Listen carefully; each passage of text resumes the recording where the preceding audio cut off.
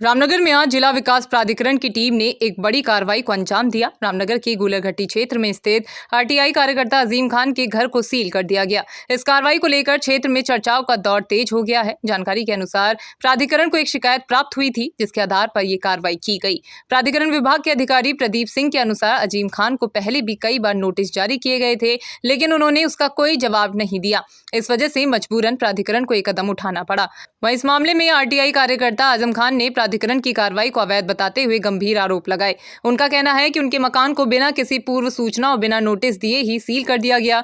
उन्होंने कहा, मुझे कोई नोटिस नहीं दिया गया, ना ही कोई कानूनी प्रक्रिया अपनाई।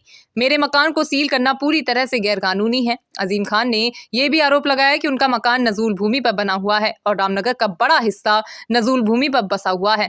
उन्होंने कहा कि अगर मेरा मकान अवैध है तो पूरे रामनगर में जो मकान नजूल भूमि पर बने हैं उन पर भी कार्रवाई होनी चाहिए। केवल मेरे मकान पर कार्रवाई करना पक्षपातपूर्ण रवैया दर्शाता है। वहीं मामले में प्राधिकरण विभाग के अधिकारी प्रदीप सिंह ने बताया कि हमने इस मकान के मालिक को पहले भी कई बार नोटिस दिए थे।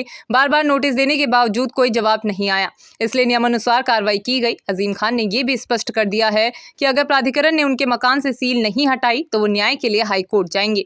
उन्होंने कहा कि अगर मेरे मकान को सील किया गया है तो पूरे रामनगर में ऐसे मकानों पर भी कार्रवाई होनी चाहिए। अगर ऐसा नहीं हुआ तो मैं इसे अन्याय के खिलाफ हाईकोर्ट का दरवाजा खटखटाऊंगा। नजूल भूमि की बात की जाए तो नजूल भूमि वो सरकारी भूमि होती है जो किसी समय विशेष पर सरकार द्वारा किसी विशेष प्रयोजन के लिए आरक्षित होती है।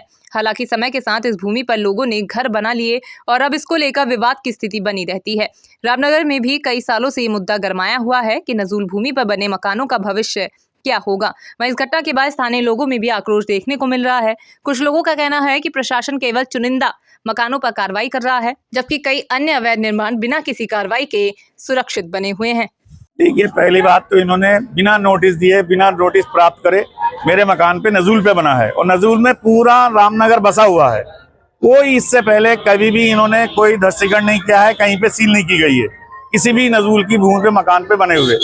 बिना मुझे नोटिस प्राप्त कराए, बिना चस्पा किए, बिना रजिस्ट्री किए उसको मकान को मेरे सील करके जा रहे हैं प्राधिकरण वाले। और दूसरी बात है, मुझे इन्फॉर्म नहीं किया गया बिल्कुल भी कि मुझसे एक बार वार्ता करें या पता करें कि साहब मकान कैसा। कहीं से कहीं तक लीगल नहीं है मकान मेरा।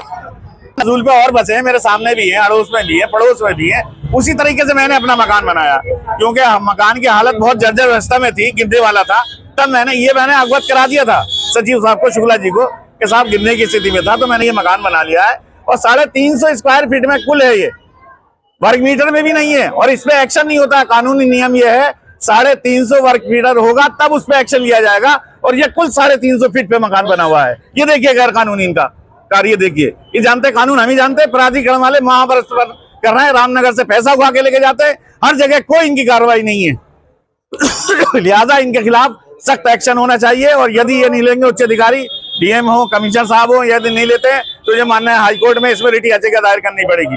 जबरदस्ती मेरा मकान यहाँ पे सील किया गया है और नजूल पे बना हुआ है, दुनिया का बना हुआ है, मेरा ही नहीं बना है। इसमें सख्त एक्शन होना चाहिए इनके खिलाफ, प्राधिकरण कर्मचारियों के खिलाफ। सही करके सील खोल जाते हैं, ठीक है, नहीं तो मैं माननीय हाईकोर्ट में रिटायर करूंगा पूरे रामनगर के खिलाफ। सारे मकान तोड़ने पड़ेंगे, नजूल पे जितने बने हैं उसी के हिसाब से मेरा भी ध्वस्तीकरण कर दें, मुझे कोई आपत्ति नहीं होगी।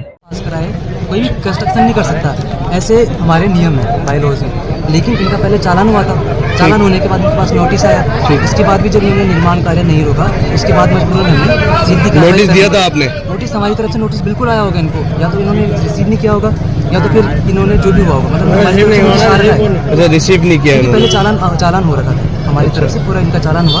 उसके बाद इन्होंने आपने शिकायतकर्ता का नाम दिया, हमें फोन नंबर दिया, एड्रेस दिया उसका। शिकायतकर्ता ने जो लिखित में हमारे पास कंप्लेंट की थी, बताओ। नाम सुहेल खान है, इस तरीके से। सुहेल खान, हमसे ज्यादा शिकायत करने वाले हो तुम?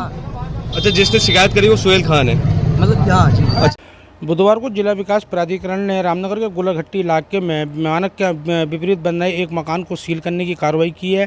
प्राधिकरण के जेई प्रदीप सिंह ने बताया कि गुलरघट्टी में अजीम खान द्वारा जो मकान बनाया गया था, उन्होंने बताया पूर्व में नोटिस दिए गए थे लेकिन उसका भी कोई जवाब नहीं दिया गया, जिसके बाद आज प्राधिकरण की टीम मौके पर पहुंची और उन्होंने जांच पड़ताल करते हुए इस मकान को सील करने की कार्रवाई की है। वही मामले में जो भवन स्वामी हैं अजीम खान, उन्होंने साफ तौर पर प्राधिकरण पर आरोप लगाया कि उन्होंने कहा कि उनका मकान नजूल भूमि पर बनाया गया गया था, लेकिन जो प्राधिकरण के अधिकारियों द्वारा आज कार्रवाई की गई है उन्होंने पूरी तरह गैरकानूनी बताया और उन्होंने ये भी कहा है कि प्राधिकरण द्वारा कोई नोटिस नहीं दिया गया। और जहाँ तक अगर नजूल की बात है तो उन्होंने कहा कि आधे से ज़्यादा रामनगर शहर नजूल में बसा हुआ है। उन्होंने अधिकारियों से मांग की है कि इस मामले की जाँच की जाए और यदि उनका मकान नजूल में अगर मानक के तहत नहीं बनाया गया, सील करने की कार्रवाई की गई, तो उन्होंने कहा है कि जो और भी नजूल के भूमि है उन पर भी कार्रवाई की जाए और इसको लेकर वो माननीय हाईकोर्ट में रिट भी दायर करेंगे। रामनगर से राजीव अग्रवाल के साथ कैमरामैन बंटी अरोड़ा, जे।